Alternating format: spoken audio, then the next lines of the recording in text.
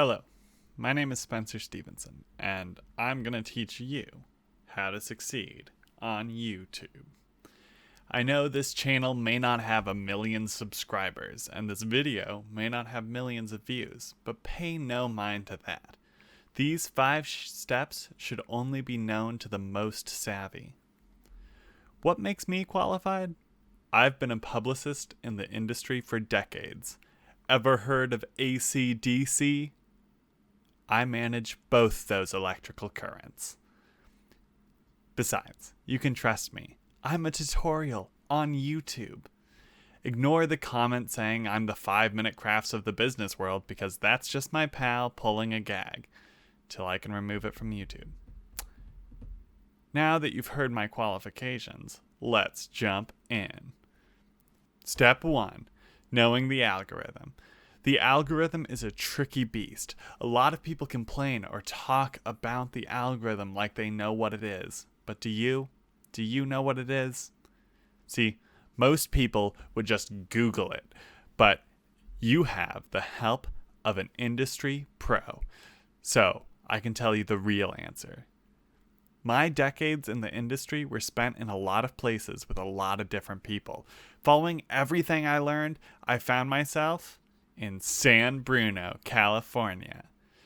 It was there that I studied and meditated to find that the algorithm is a beast kept in YouTube headquarters. Fortunately for you, I hacked the algorithm into 9 pieces, and it is slain. So they had to replace it, and now they use a code. In honor of that, if you use hashtags in your description, you are more likely to succeed. Look at the top channels. What do they have in common? Look at those 4 slashes that divided the beast. Step 2. Continuity is key. Always make sure you present things in your genre and in the same format. Humans are creatures of habits, and they will click away from any deviations. For example, don't go from music to business. Nobody wants to see that, and nobody's gonna trust you. Paso tres. Solo sigue publicando. Just keep posting. People love videos. Post minimum 8 videos a day.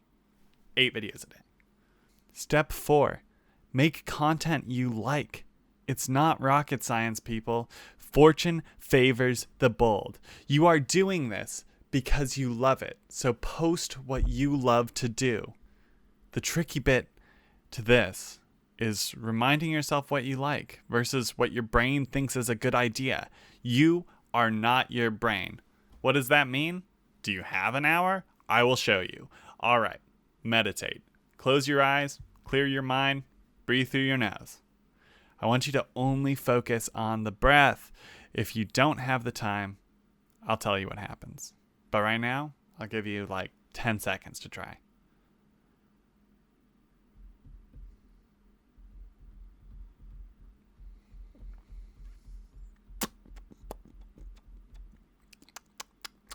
All right, look, no matter how hard you try, your mind will wander.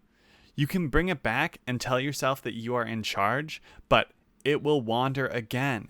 You cannot stop it. You can simply bring it back. So, what's up with that?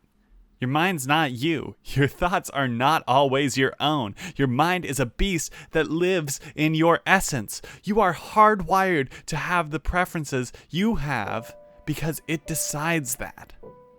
It decides what you like and what you think. You have no control of you. You are along for the ride of a madman falling endlessly and hopelessly beyond your control. What are you and who am I? Our mind pilots our body. It has thoughts beyond our control, and it controls what our body does. And that also has systems beyond our control, and beyond its control. You just have the illusion of control because you're, on occasion, pilot of the mind. But who pilots us?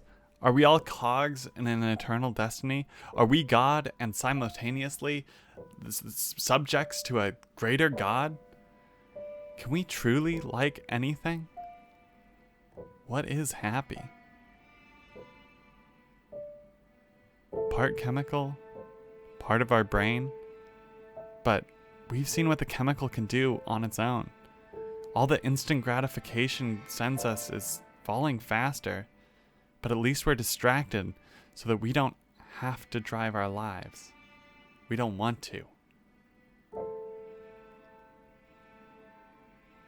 So, like, do a video on cats or something. Step 5, conclusion. It's a cycle.